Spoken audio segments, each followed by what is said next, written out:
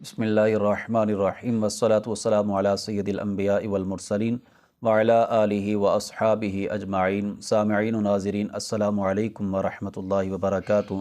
سامعین، اس حدیث پاک کو خود بھی سماعت فرمائیں اور آگے شیئر کر کے ثواب کا ذریعہ بنیں۔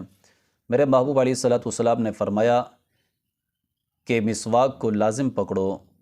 کیوں؟ حضور علیہ الصلوۃ والسلام نے فرمایا اس میں ایک تو سبب یہ ہے کہ یہ مسواک منہ کو صاف رکھتا ہے، دوسرا سبب یہ ہے کہ اس سے رب تعالیٰ کی رضا حاصل ہوتی ہے۔ اسی طرح حضرت جابر رضی اللہ تعالی عنہ آپ فرماتے ہیں کہ حضور علیہ الصلوۃ والسلام نے فرمایا جو بندہ 2 رکعت نماز مسواک کر کے ادا کرتا ہے تو وہ بغیر مسواک کی 70 رکعتوں سے افضل ہے۔ اسی طرح ایک اور حدیث پاک کے اندر آتا ہے کہ میرے محبوب علیہ الصلوۃ والسلام آپ نے فرمایا کہ جو بندہ 2 رکعت نماز مسواک کے ساتھ ادا کرتا ہے وہ 70 رکعتوں سے افضل ہے۔ تو رب ذوالجلال کی بارگاہ کے اندر دعا ہے کہ رب ذوالجلال ہم سب کو مسواک کو لازم پکڑنے کی توفیق عطا فرمائے۔ وما علینا الا البلاغ المبین۔